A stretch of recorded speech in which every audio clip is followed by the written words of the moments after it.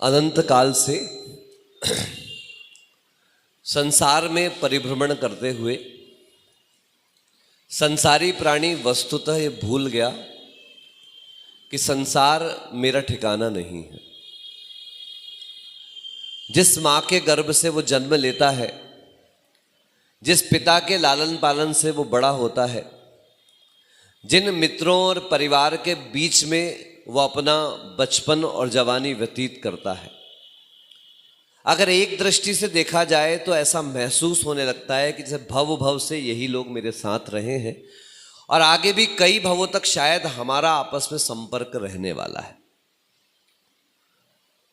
यद्यपि मिथ्यात्व तो है, यद्यपि गलत धारणा तो है, लेकिन इतना उसके साथ रहना हो चुका है और अनंत भवों का ऐसा गहरा संस्कार हो चुका है। कई बार लगता है कि महाराज ये प्रवचन में कह तो रहे हैं, जिस शरीर को अभी तक मैंने खिला पिलाकर इतना तैयार किया है, जिन संबंधों को अपने प्रेम से, अपने व्यवहार से, अपनी मेहनत से सींचकर इतने दूर तक लेकर के चला आया हूं, जिस घर को मैंने एक एक ईंट पत्थर जोड़ करके अपने खून पसीने की कमाई से तैयार किया है, क्या सच में वो भ्रमजाल है क्या?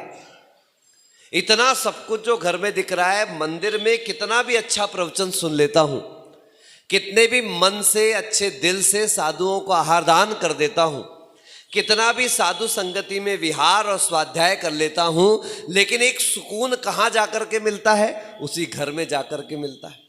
और यहां सुनने को मिलता है कि वही दुख की जड़ है, यहां सुनने को मिलता है कि वही पाप का कारण है, यहां सुनने को मिलता है कि वो सब तो छूटने वाला है। एक बार तो मन मस्तिष्क इतना कंफ्यूज्ड हो जाता है, इतना ज्यादा आंदोलन अंदर चालू हो जाता है कि सच ये है या सच वो है, क्योंकि दिखने वाली तो यही सारी चीजें हैं, मेरे साथ दिखाई तो यही सारी चीजें दिखाई दे रही हैं। वो भगवान जिसको हम पत्थर की मूर्ति में पूज रहे हैं, वो भगवान हम में से किसी ने तो आज तक नहीं देखा है।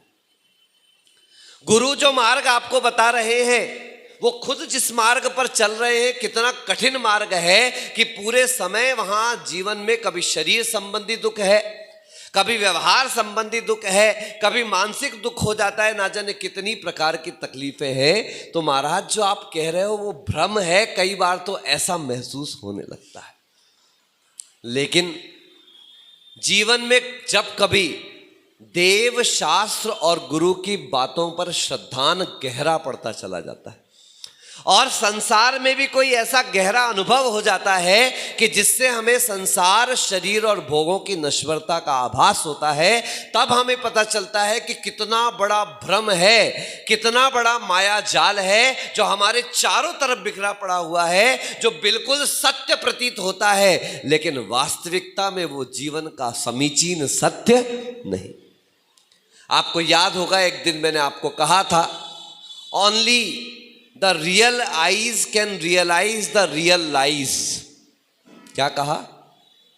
Only the real eyes can realise the real lies. सब में अक्षर वही है, सिर्फ आपको कॉमा कहां पर सेट करना है ये निर्णय आपको करना है। आचार्य भगवंतों ने कहा है कि जिस दिन संसारी प्राणी कॉमा और फुल स्टॉप, कौन सी चीजें? अल्प विराम और पूर्ण विराम, ये कहां पर, कब, कितना, किस जगह, क्यों लगाना है, इस प्रश्न का जवाब प्राप्त कर लेता है, उसी दिन से संसारी प्राणी के जीवन में आनंद का झरना बहना प्रारंभ हो जाता है। हमारे जीवन का एक सबसे बड़ा दुख क्या है कि हम लोगों ने अभी तक, आज तक हमें रुकना कहां पर है, इस रुकने की मर्यादा का निर्णय नहीं किया है। जिस दिन स्टॉप कहां पर करना है, अल्प विराम कहां पर लगाना है, कहां पर अपने आप को बोल देना रुक जाओ, क्या कह देना है? बोलो ना, बोलो। किसको? हमको नहीं, अपने मन को कहो। कहां पर आपको अपने मन को देखो, शोले में दीदी शोले में, कहां पर आपको अपने मन को ये कहना है कि रुक जा बेटा, बहुत हो गया, कितना तो दौड़ रहा है, कितना तो भाग रहा है, कितना दौड़ते दौड़ते और भागते भागते समय हो गया, लेकिन उसके बावजूद भी क्या एक भी चीज जिसके लिए तुम दौड़े थे वो तुम्हारे पास रह पाई? तब आपको पता चलता है नहीं रह पाई। गृहस्थी, क्या शब्द बोला, फिर से बोलो, क्या घर में रहने वाले को गृहस्थ कहते हैं क्या? कभी सोचो, विचार करो। हेमंत जी, आप थाईलैंड घूमने गए तब भी गृहस्थी कहलाओगे ना, घर तो छोड़ के गए हो आप मंदिर में आके बैठे हो तो भी क्या कहला रहे हो? गृहस्थ कहला रहे, क्योंकि आपसे कहा जा चुका है गृहस्थ का मतलब ये नहीं होता कि वो घर पर रहता है। घर जिसके अंदर हमेशा बना रहता है उसको क्या कहा जाता है? तो कैसे वो गृहस्थ इस ग्रह के भाव से निकल आए? लोग साधुओं के पास आते हैं, हमारा मंगल ग्रह लगा हुआ है, कोई बोलता हमारा शनि ग्रह लगा हुआ है, किसी का राहु केतु ग्रह लगा है। आप भूल जाते हो जब तक आपके ग्रह लगा हुआ है तब तक के ग्रह लगे रहेंगे। जिनके ग्रह छूट जाते हैं उनके लिए सारे ग्रह भी आकर के नतमस्तक हो जाते हैं। आचार्यों ने कहा है परिग्रह का ग्रह जब तक तुमको नहीं छोड़ता है तब तक ग्रहों का चक्कर भी तुमको छोड़ने वाला नहीं। ये सारे ग्रह परेशान इसलिए कर रहे हैं क्योंकि आपने परिग्रह लगा के रखा है। उस परिग्रह को कैसे छोड़ना है, उस परिग्रह से कैसे उठना है, या फिर ऐसा कहो कि परिग्रह के बीच में रह करके भी मैं कैसे परिग्रह के भाव से मुक्त हो सकता हूं या हो जाऊं, ये कैसे जानूं, कैसे समझूं? तो कहते हैं मोह नींद से उठ रे चेतन, तुझे जगावन को भो दयाल उपदेश करें गुरु 12 भावन को। आचार्य समंत भद्र जैसे स्वात्मानुभवी आचार्य समंत भद्र जैसे तीव्र और विशेष आगम अध्यात्म न्याय का ज्ञान रखने वाले आचार्य कहते हैं जो आगम यानी शब्द आगम, बोलो कौन सा आगम? देखो ये छोटी छोटी बातों को पकड़ते चले जाना। आगम के 3 भेद बता रहा हूं मैं आपको। पहला है शब्द आगम, बोलो कौन सा आगम? पक्का हो गया? पहला कौन सा आगम? दूसरा है तर्क आगम और तीसरा है सिद्धांत आगम। कौन कौन से हो गए? हो गया शब्द आगम, व्याकरण। शब्द आगम का मतलब क्या हो गया? जल्दी बोलो क्या हो गया? न्याय आगम का मतलब, तर्क आगम का मतलब न्याय के जो ग्रंथ होते हैं वो कहलाते हैं न्याय आगम। शब्द आगम क्यों पढ़ा जाता है? तो आचार्य भगवंत कहते हैं विषय को आत्मसात करने के लिए शब्द आगम पढ़ा जाता है। भाई क्या पंक्तियों का क्या अर्थ निकलेगा? अभी जब हम कातंत्र व्याकरण कल परसों प्रारंभ करी थी तो उसकी बहुत सुंदर कथा आती है राजा शर्ववर्म की, कि वो राजा अपनी पत्नी के साथ स्नान करने के लिए गया और जल में क्रीड़ा कर रहे थे अपनी पत्नी के साथ। बहुत ढेर सारे दास दासियां थे। आप लोग करते हो ना, बर्फ खेलने के लिए जाते हो, कश्मीर गए, मनाली गए तो क्या करते हो? अपने साथी को उठा के बर्फ मारते हो। नदी में नहाते हो तो एक दूसरे के ऊपर पानी उछालते हो। तो वो राजा अपनी पत्नी के ऊपर क्या कर रहा था? पानी उछाल रहा था। तो रानी को थोड़ा बुरा लग रहा था तो वो बड़े प्रेम से उनसे अपने राजा से कहती है मोदकम देही। बोलो क्या कहती है? फिर से बोलो। आप ऐसे ही बोलोगे मोदकम देही, रोकने की मुद्रा में बोलो मोदकम देही। क्या बोला? राजा को लगा कि भाई मेरी पत्नी ने कोई इच्छा प्रकट करी है, पिकनिक पर आया है, घूमने आया है, खेल का तमाशे के लिए आया है, पूरी इच्छा पूरी करूंगा। वो तुरंत बाहर निकल के एक मंत्री को इशारा करता है और वो मंत्री थाल ले आता है लड्डुओं से भरे भरे। क्योंकि आप तो यही जानते हो ना मोदक मतलब क्या? बोलो मोदक मतलब क्या? बोलो। ये पाकिस्तान वालों, ये पाकिस्तान हो गया, ये बांग्लादेश हो गया, ये हैं भारत वाले सारे हमारे, कश्मीर से कन्याकुमारी तक का। क्या कहा? बोलो मोदक मतलब क्या जानते हो? लड्डू के रूप में जानते हो तो वो कहते मोदकम देही, वो लड्डू ले आए और लड्डू देने लगे तो रानी ने अपना सिर ठोक लिया, भगवान किसके साथ फंस गई। इनको तो ये भी संधि नहीं पता कि मैं कह रही थी मां उदकम देही। क्या कह रही थी? ये आ और ऊ मिलकर के ओ बन गया और शब्द बन गया मोदकम देही। यानी तुम जो पानी मेरे ऊपर फेंक रहे थे वो पानी मेरे ऊपर मत फेंको। आ रही बात समझ? तो कैसे मैं शब्दों का अर्थ लगाऊंगा, कैसे आचार्यों की बात समझूंगा, तो इसको जानने के लिए, समझने के लिए व्याकरण ग्रंथों का अध्ययन किया जाता है। इसलिए उसे शब्द आगम कहा जाता है। क्या कहा जाता है? अब पढ़ तो लिया, 4 लोग तुम्हारे साथ चल रहे हैं, वो तर्क आपके सामने रखते हैं कि रात्रि भोजन क्यों करना चाहिए, इसमें तो ऐसा होता है। अरे भैया तुम कहते हो मांसाहार नहीं करना चाहिए, फिर आप ही कहते हो वनस्पति में भी तो जीव है? अगर मांस में जीव है, अगर मुर्गा बकरे काटने में हिंसा है, तो क्या पेड़ के फल तोड़ने में हिंसा नहीं है क्या? क्या सब्जियों को तोड़ने में हिंसा नहीं है क्या? गेहूं के लिए खेती कर रहे हो, अनाज उगा रहे हो, वो गेहूं निकाल रहे हो, क्या हिंसा नहीं है क्या?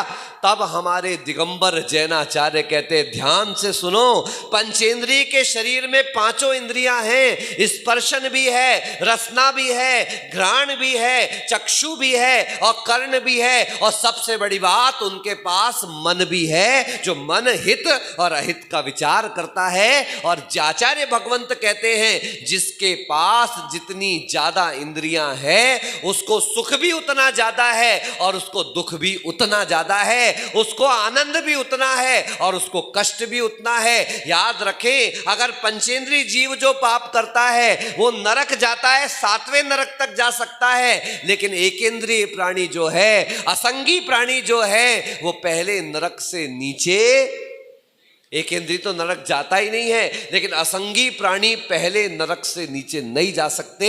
मतलब जिसके पास पुण्य जितना करने की क्षमता है उतनी ज्यादा पाप की क्षमता भी है। जितना वो आनंद सुख भोग सकता है उतना ही दुख और कष्ट भी भोग सकता है। इसलिए पंचेंद्रिय जीव की हिंसा का कष्ट और बड़ा कष्ट हो जाता है। 2 इंद्रिय प्राणी से शरीर में मांस प्रारंभ हो जाता है। क्या प्रारंभ हो जाता है?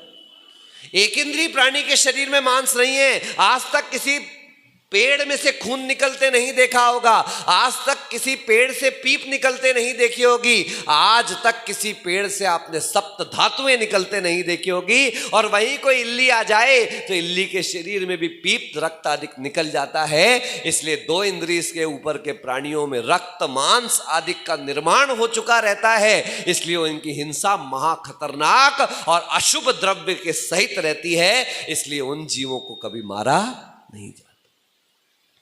फिर बोलते एक इंद्रिय का क्या हुआ? तब आचार्य भगवंत कहते सुनो, हम लोग तो वो लोग हैं कि हमारे आगम में अनर्थ दंड का निषेध किया गया है कि जिसकी जरूरत नहीं है, जिसकी आवश्यकता नहीं है, जिसका कोई प्रयोजन नहीं है, जिसकी उपयोगिता नहीं है, ऐसा कार्य हमें नहीं करना चाहिए। इससे बड़ी अहिंसा की और क्या परिभाषा हो सकती है? रास्ते चलते चलते मां कहती थी पत्ती मत तोड़ो, रास्ते चलते चलते कहती थी फूल मत तोड़ो, रास्ते चलते चलते कहते थे अरे तुमने कच्चे अमरूद क्यों तोड़ लिए? जब तुम्हें कोई स्वाद ही नहीं आएगा उसका, तुम एक मुंह में जरा सा रखोगे और उसको फेंक दोगे। तब घर में समझ में आने लगा था कि हमारा धर्म कहता है please try to minimise as much as possible. Jain Agam कहता है जितनी हिंसा कम से कम की जा सकती है। तभी तो आपने क्या कहा, हम जमीन के नीचे की वस्तुएं नहीं खाएंगे, आलू नहीं खाएंगे, प्याज नहीं खाएंगे, हम गाजर मूली नहीं खाएंगे, आदि आदि आदि। और अब एक नई चीज भी ध्यान रखना, अदरक भी नहीं खाएंगे। क्यों नहीं खाएंगे?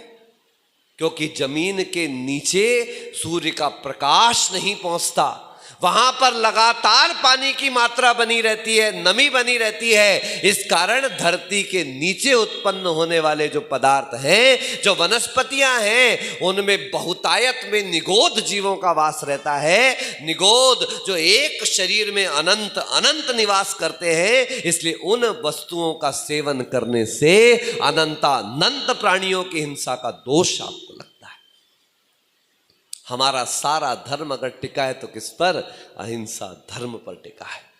इसलिए उन पदार्थों को छोड़ा गया। फिर ऊपर होने वाले पदार्थों में जिनमें तामसिकता पाई जाती है, जिनमें बहुबीज पाए जाते हैं, जो बहुत बड़े फल हुआ करते हैं, जो अनजान फल हुआ करते हैं, ऐसे कह कहकर आचार्यों ने कितनी सारे हिंसा से आपको बचा लिया। हम तो खाते ही नहीं है महाराज जी। भैया बैंक में एक चालू खाता होता है और बैंक में एक फिक्स डिपॉजिट होता है। बताओ दिलीप भैया, आपके इलाहाबाद बैंक में चालू खाता फायदे का रहता है कि फिक्स डिपॉजिट फायदे का रहता है?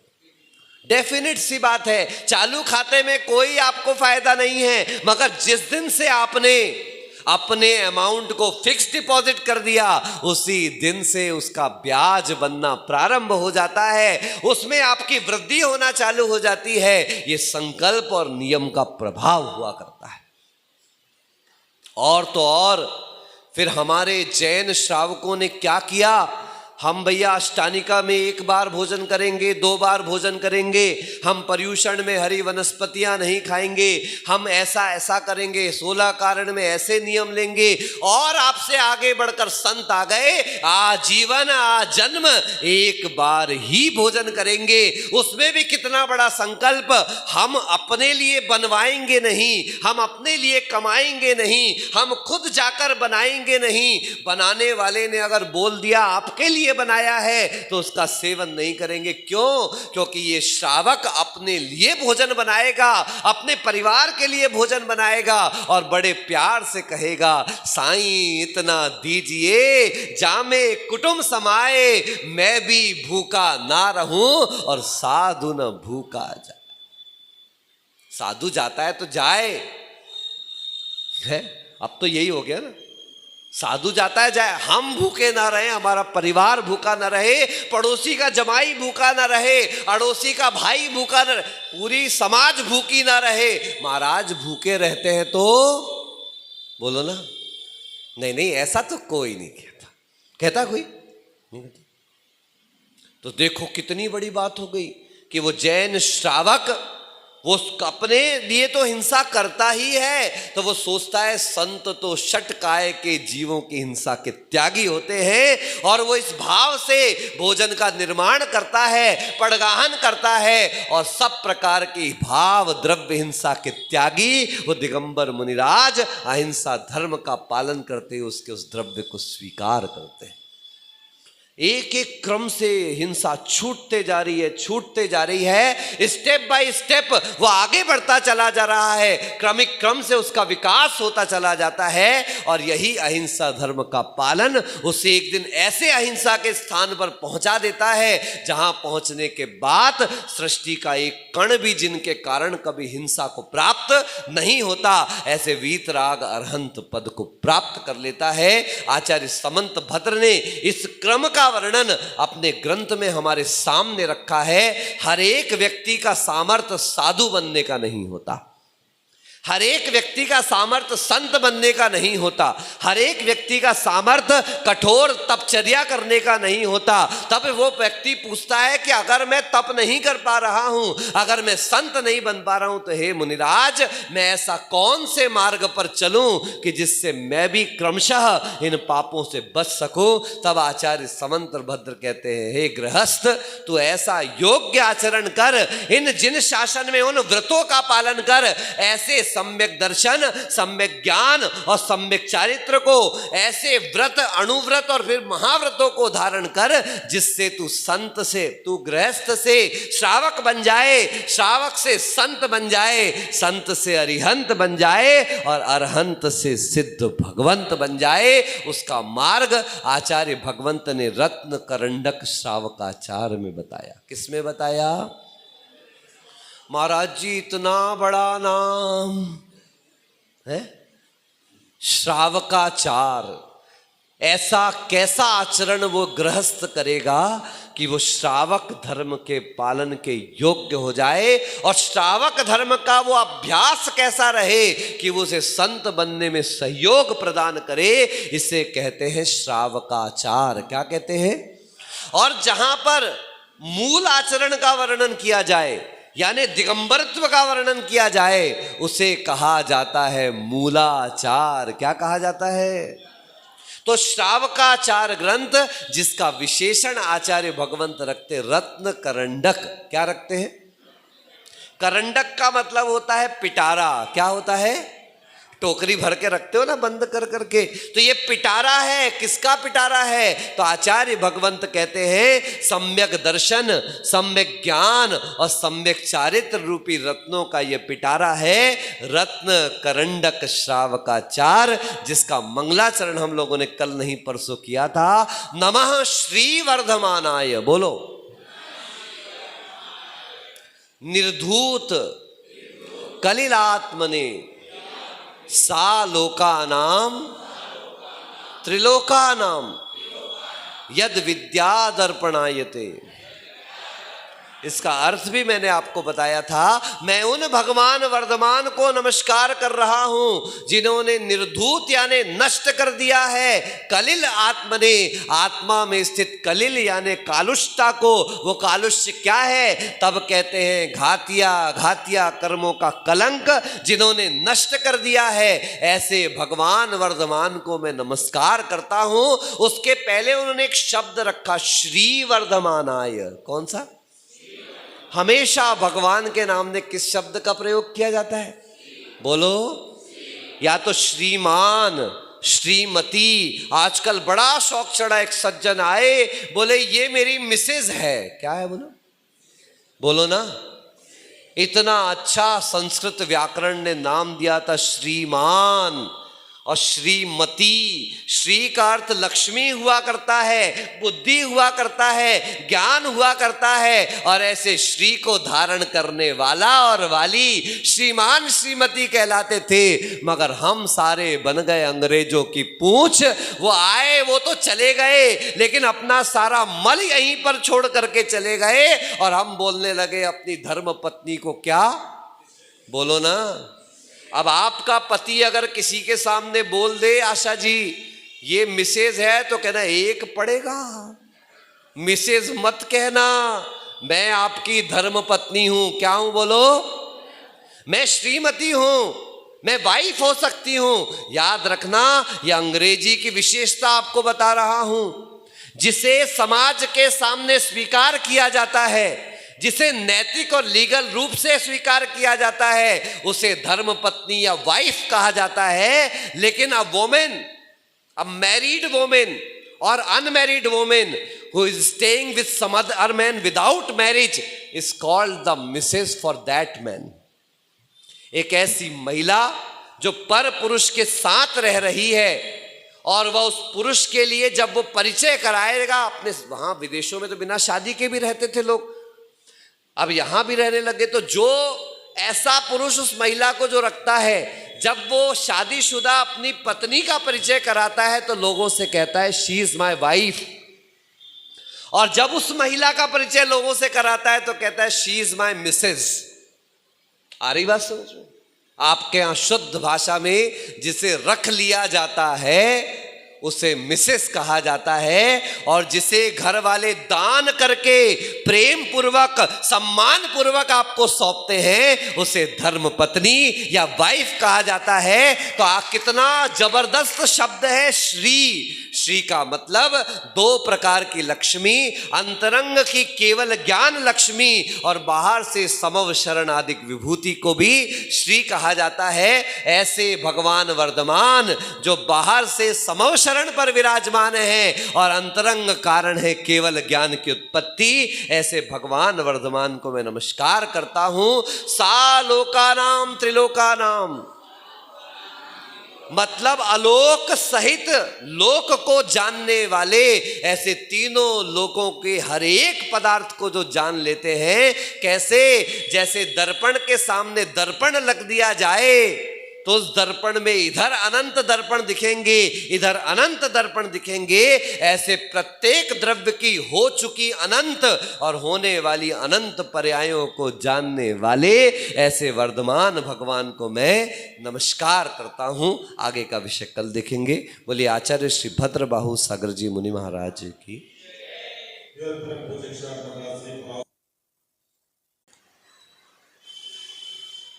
संसार बड़ी विचित्रता।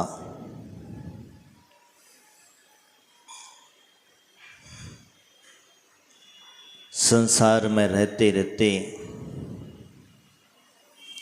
ये प्राणी मोह के वशीभूत होकर के संसार में ही रहना पसंद करता है।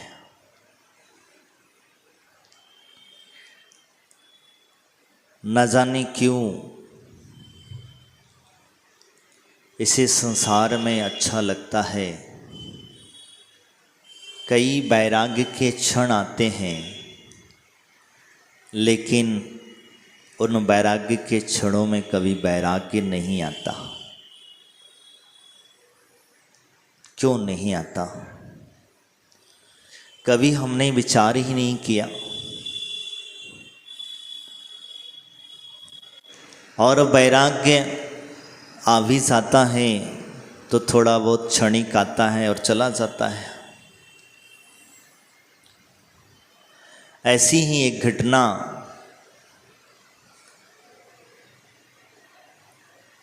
जैन शास्त्रों से नहीं है, इसलिए मैंने पहले ही बता दे रहा हूँ। धर्मराज युधिष्ठिर के जीवन में घटी।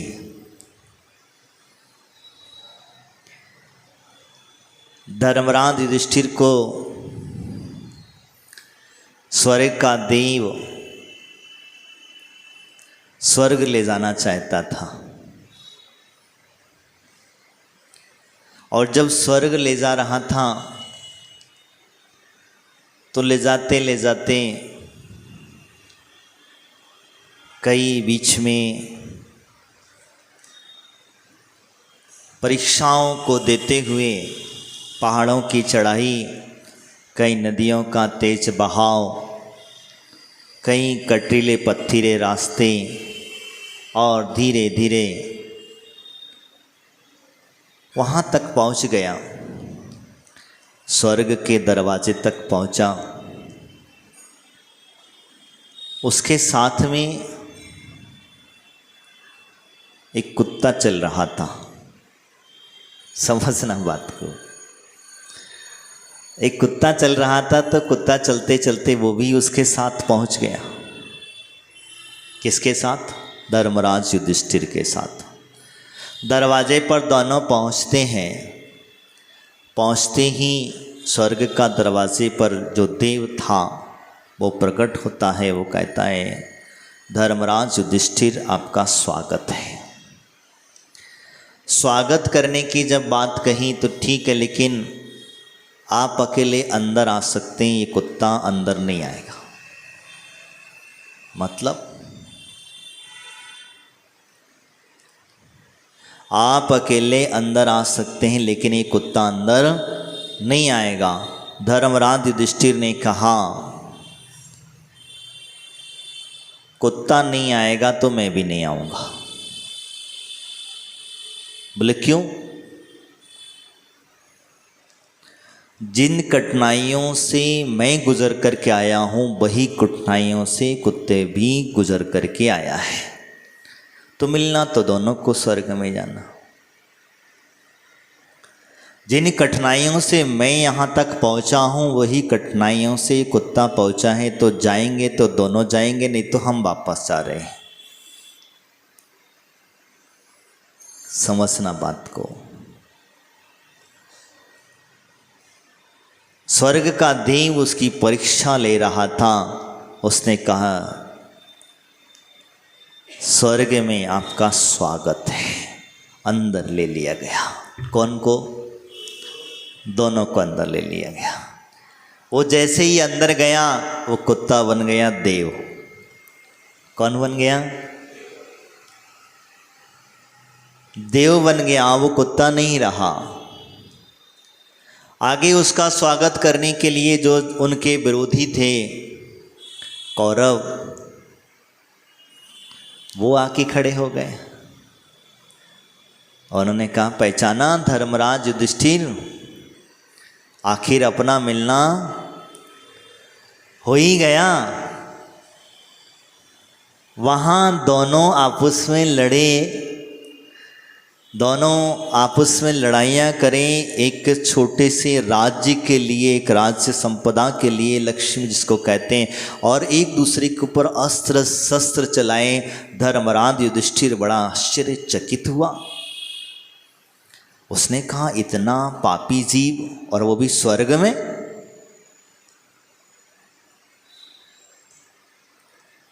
पापी जीव स्वर्ग में और कैसे आया?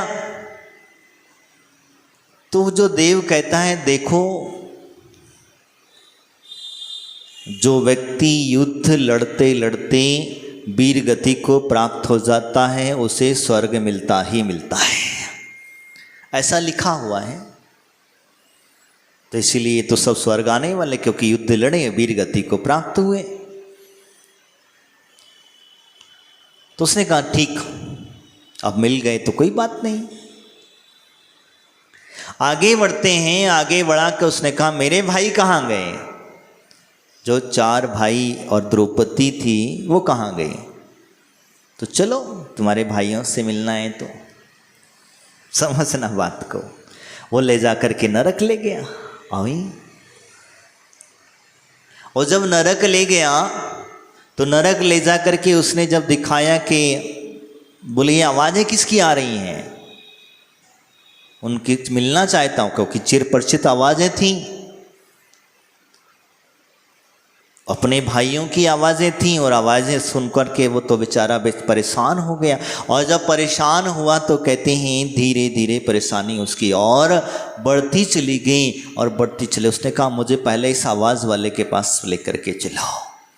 तो सबसे पहले वो द्रौपदी के पास लेकर के पहुँचे। द्रौपदी को कष्ट दिया जा रहा था, पीड़ा दी जा रही थी। तो उसने कहा, जैसे ही धर्मराज को देख करके द्रौपदी चिल्लाती है कि धर्मराज युधिष्ठिर बचाओ,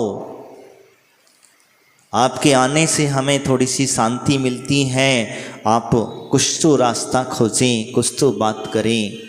तो उन्होंने कहा, उस देव से पूछा, इसी यातनाएं क्यों दी जा रही हैं? तो इसने अपने बड़े बुजुर्गों का ध्यान न रखा। बड़े बुजुर्गों का क्या ध्यान नहीं रखा इसने? जब सभा में गई थी तब इसने अहंकार पूर्ण वचन बोले थे। जब इसका स्वयंवर रचा हुआ था तो कर्ण को शूद्र पुत्र कहा गया था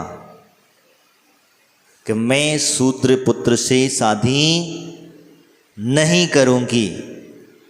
आदि आदि उसने बहुत भीष्म पिता के सामने कुछ ऐसी बातें कहीं, इस वजह से इसको कष्ट दिया जा रहा है।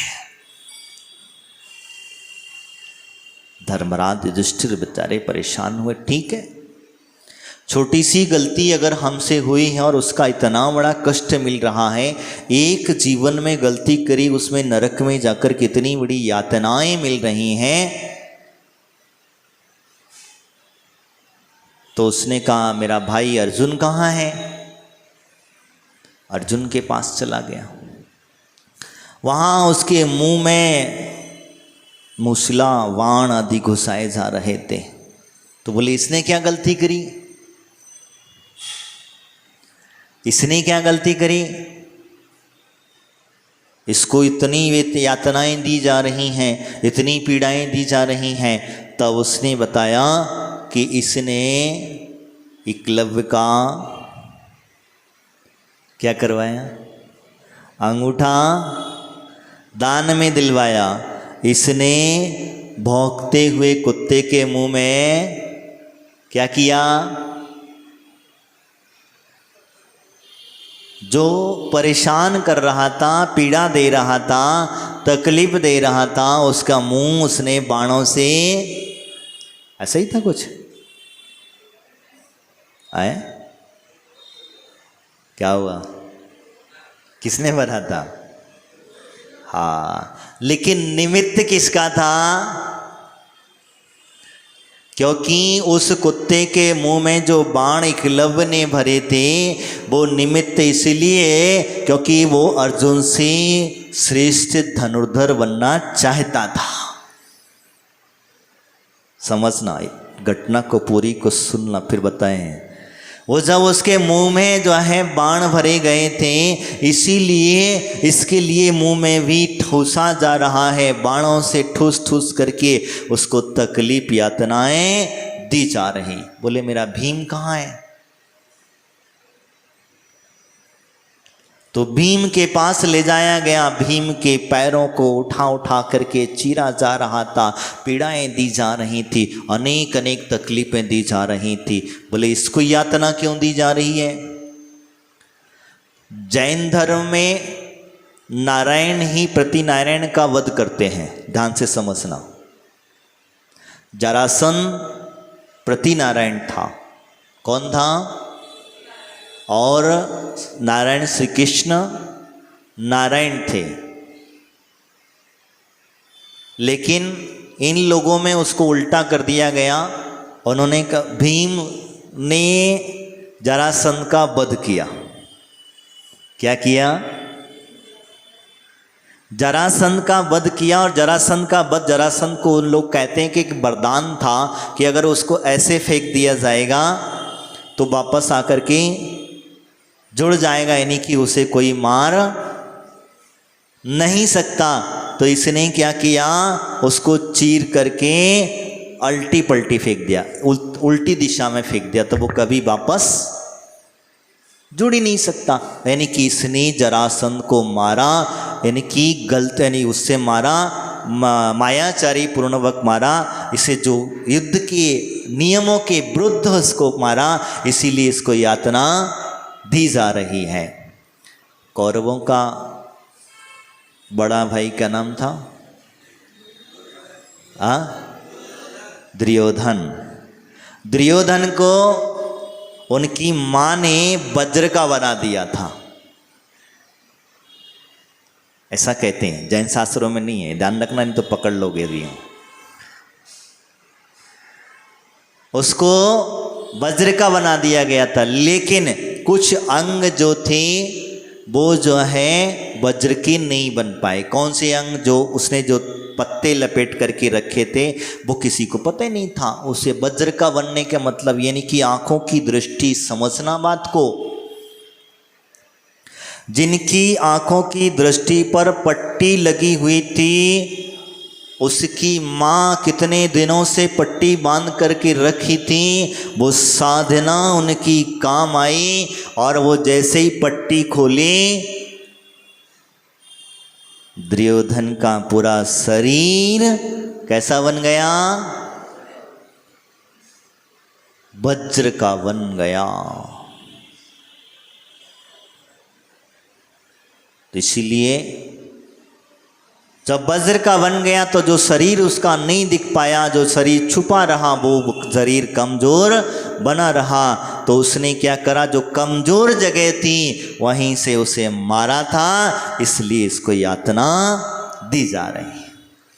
बड़ा बेचैन हो गया धर्मराज युधिष्ठिर। जब बेचैन हुआ और बेचैन होते होते बहुत तकलीफ होने लगी, अंदर से घबराहट हुई कि बताओ, एक छोटी सी गलती करने से इतनी सी उसने गलती की, उसका इतना बड़ा दुष्परिणाम।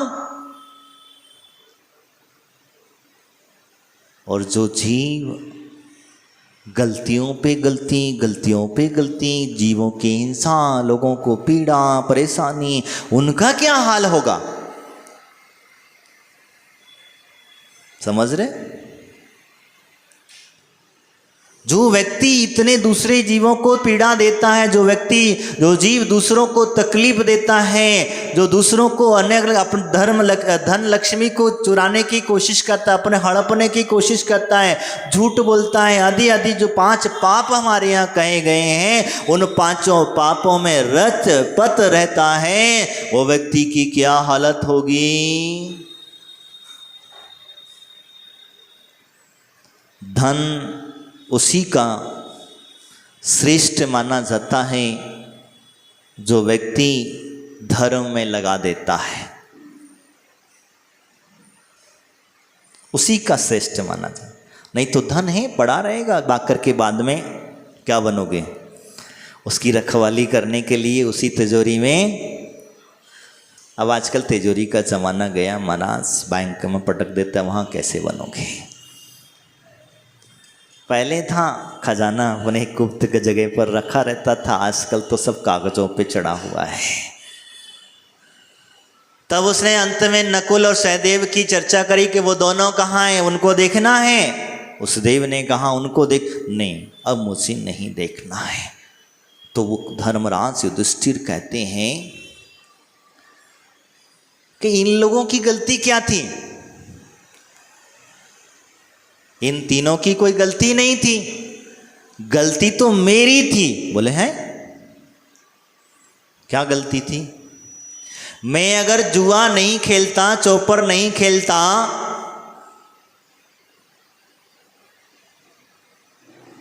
तो मैं जुआ नहीं खेलता तो ये सारा राज्य हारते ही नहीं थे, और जब हारते नहीं थे तो द्रौपदी को भी नहीं हारता था, और द्रौपदी का भी चीरहरण नहीं होता था। राज्य की वजह से हम लोग वन वन में जो भटके, इनको जो यातनाएं दी, राज्य की वजह से ही हमने जो युद्ध लड़ा, और युद्ध के माध्यम से जो जीवों की हिंसा हुई, इन सब का पाप का भागीदारी तो मैं हूं।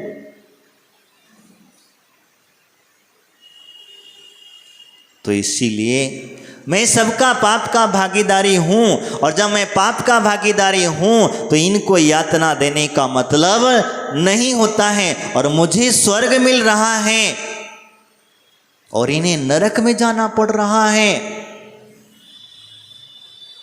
मुझे ऐसा स्वर्ग नहीं चाहिए कि मूल तो मैं हूं, मेरे वजह से निमित्त से हुआ है, और जो कुछ भी है तो उसमें कहता है कि मुझे स्वर्ग नहीं जाना है। तब उस समय पर उन्हें देव कहता है बस आपने अपनी गलती को स्वीकार कर लिया, यही सबसे बड़ी धर्म की बात हुआ करती है। धर्म यही सिखाता है आपको, जिन शास्त्र आगम यही सिखाता है कि आपने जो किया है उसे सहर्ष स्वीकार कर लेना कि हाँ मैंने ये कार्य किया, वो गलत किया, और गलत करते समय अंदर से पश्चाताप होना चाहिए। लेकिन कहाँ, स्वीकार करने की बात तो छोड़ो, हम अपनी बात को पुष्ट करने के लिए, एक झूठ को छुपाने के लिए 100 झूठ भी बोल दें तो कम पड़ जाए।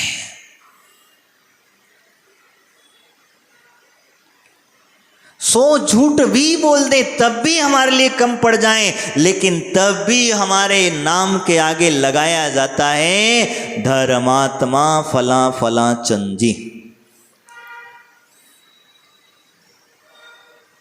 क्या लगाया जाता है? श्रेष्ठी, धनपति, दानी। हम लगाते हैं और लगा करके उसे संबोधन दिया जाता है। तो वही बात हुई जब धर्मराज युधिष्ठिर ने कहा कि मुझे स्वर्ग नहीं जाना है, क्योंकि मेरी सारी गलतियों को मैं स्वीकार करता हूँ। देव ने अपनी माया समेट ली और समेट करके उसे सारे के सारे स्वर्ग में लेकर के पहुँच गया। बस धर्मराज युधिष्ठिर से कहा यही तो मैं चाहता था।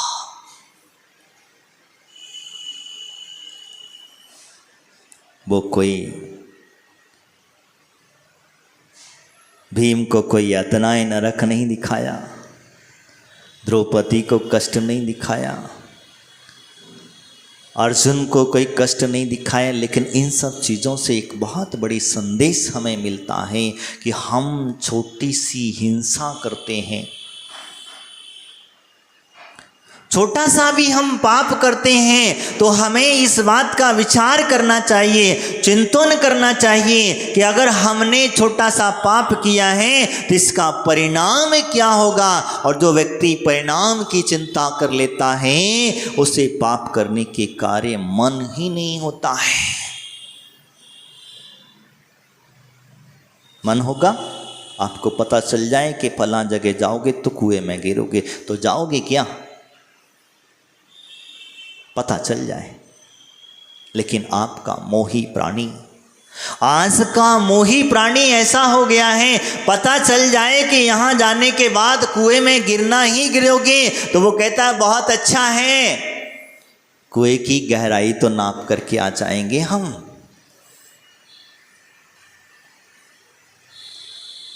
कुएं में कितने लोग गिर चुके हैं हम उनको गिन करके तो आ जाएंगे। कुएं में कितना पानी है वो हम देख करके आ जाएंगे। कुएं में गिरने के पश्चात कुछ रत्न खजाना मिल गया तो हम उसे भी ऊपर लेकर के आ जाएंगे। बताइए धत तेरी मोह प्राणी की, ये नहीं देख रहा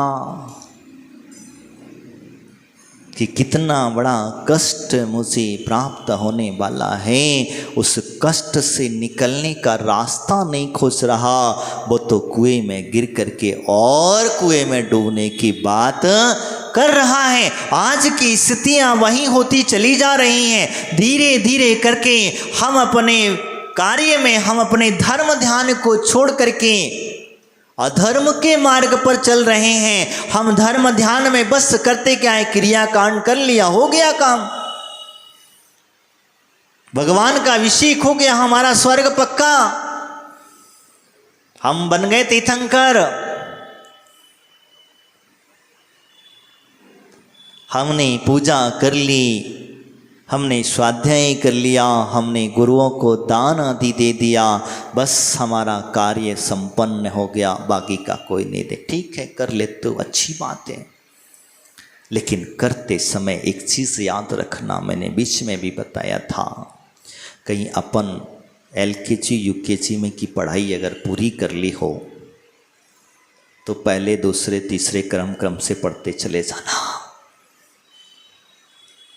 अगर आपने एक आलू का त्याग किया है, अगर आपने गया में रहने का आलू का त्याग किया है तो गया के बाहर का कर लेना। गया के बाहर का त्याग किया है तो विदेश में जाकर के त्याग कर देना। अगर उसका हमने त्याग कर ही लिया है तो अब जिंदगी भर तक हम नहीं खाएंगे। आलू के साथ में प्याज पर आ जाना, उसके पश्चात लहसुन पे चले जाना, आप जाकर के अदरक पे चले जाना, गाजर मूली पे चले जाना। अगर बढ़ते चले जाओगे तो डिग्री मिल जाएगी, बढ़ते चले जाओगे तो मोक्ष का रास्ता पक्का हो जाएगा, धर्म ध्यान करना सार्थक हो जाएगा। और कहीं आप आलू का त्याग किया था महीने भर का, महीना कब पूरा होगा? 30 दिन का त्याग, अभी 29 दिन बचे, अभी 28 दिन बचे, अभी 27 दिन बचे, 26 दिन बचे, 25 दिन बचे। अगर उल्टी गिनती प्रारंभ कर दी आपने तो वो त्याग किया जरूर था, द्रव्य से आपने त्याग किया था। और द्रव्य से जब त्याग करे वाला व्यक्ति वो गिनती लगाते रहता है, और भाव से त्याग करने वाला व्यक्ति भवसागर से पार।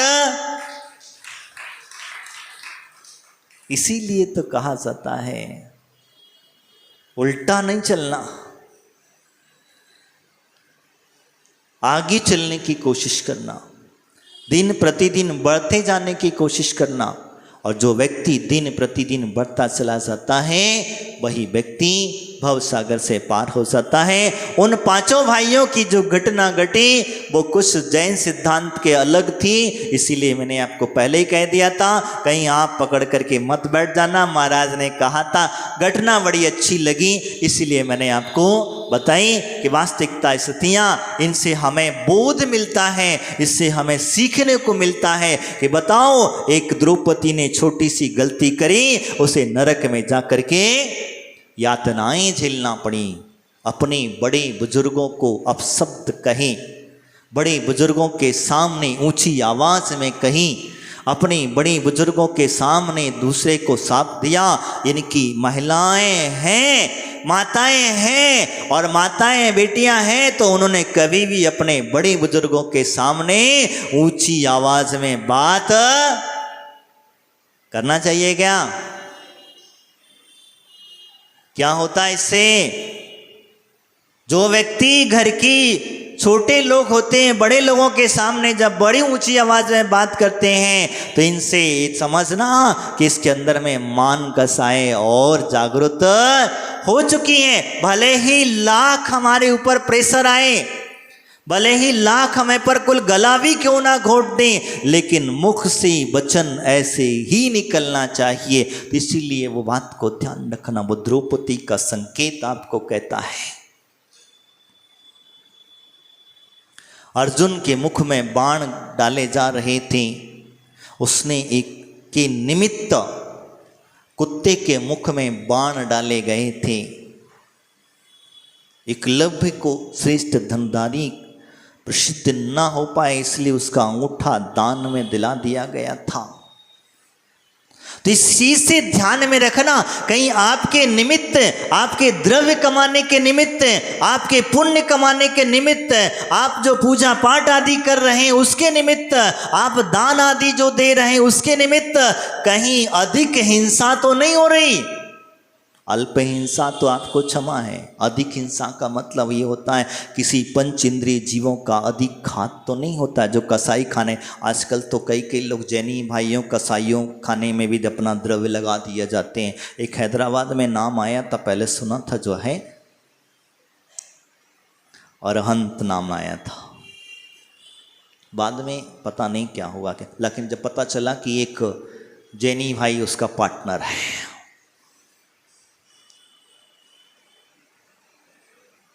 तो कहीं ऐसे निमित्त से कमाया हुआ द्रव्य तो नहीं है, और ऐसे तुम्हारे निमित्त से कमाया हुआ द्रव्य अगर है, अगर बहुत ज़्यादा हिंसा रूपी द्रव्य है, वो द्रव्य कभी भी कितना भी दान कर लेना, लेकिन वो कभी शुद्ध होने वाला नहीं है। अब आप लोग तो कहते हैं हमने दान कर लिया, हमारे को तो पुण्य लग जाएगा। नहीं, वो पुण्य तुम्हारा कोई काम, चोरी चपाटी का द्रव्य हो, अधिक मायाचारी का द्रव्य हो, ऐसा भी द्रव्य हम लोग साधुओं के अंजलि आदि में दे देते हैं, तो कई परिणतियां हमने देखे कि मायाचारी करने वाला जीव साधु भी मायाचारी करने लग जाए। क्योंकि जैसा खावे अन्न वैसा होवे, जैसी पीवे पानी वैसी होवे वाणी। ये विशेषता है, हम लोग जानते हैं, लेकिन यही कारण होता है। बंधुओं, हम इस विषय के लिए ध्यान रख करके हम आगे चर्चा करेंगे। तो अर्जुन ने के निमित्त से एकलव्य ने क्या किया? कुत्ते के मुंह में बाण भर दिए गए थे, क्योंकि उसे श्रेष्ठ धनुर्धार बनना था। इसी वजह से तो अपने निमित्त से भी कभी किसी को हिंसा आदि का कार्य ना हो, ऐसे द्रव्य की भी कमाई हमें कोई जरूरत नहीं है। और भीमराज युधिष्ठिर, भीम ने जो उसको पीड़ा दी गई थी, उसने क्या किया था? गलती से मायाचार पूर्वक किसका वर्ण किया? जरासंध, और किसको मारा? दुर्योधन को मारा। यानी कि उसने जो युद्ध के नियम थे उन नियमों से परे होकर के उनको मारा था। यही कहता है बंधुओं, अपने धर्म मार्ग पर चलते समय, आपके गृहस्थ जीवन में चलते समय, आप जब भी कोई भी कार्य करते हैं तो अपने धर्म मार्ग से छूट करके मत चलना। अपने धर्म के मार्ग पर चलते समय ही अपने कार्य को करते चले जाना। धर्म से हट करके कार्य करोगे, व्यापार आदि करोगे, तो उसका भी दुख आपको ही भुगतना पड़ेगा। ये बात निश्चित है। इसीलिए हमारे यहाँ कहा जाता है। अब हमें विश्वास ही नहीं है, क्या करें धर्म के साथ में 1 नंबर छोड़ के 2 नंबर पर चले जाते हैं, कोई 3 नंबर पर चले जाता है, कोई 4 नंबर पर चला जाता है। तो इससे हमारा धन बढ़ जरूर सकता है, लेकिन कभी धर्म हमारा बढ़ने वाला नहीं है। आज इतना ही, आगे की चर्चा पुनश्च करेंगे इन्हीं भावनाओं के साथ। बोले परम पूज्य आचार्य गुरुदेव श्री फूल सागर जी महाराज की, द्वादशांग सिनवाणी माता की।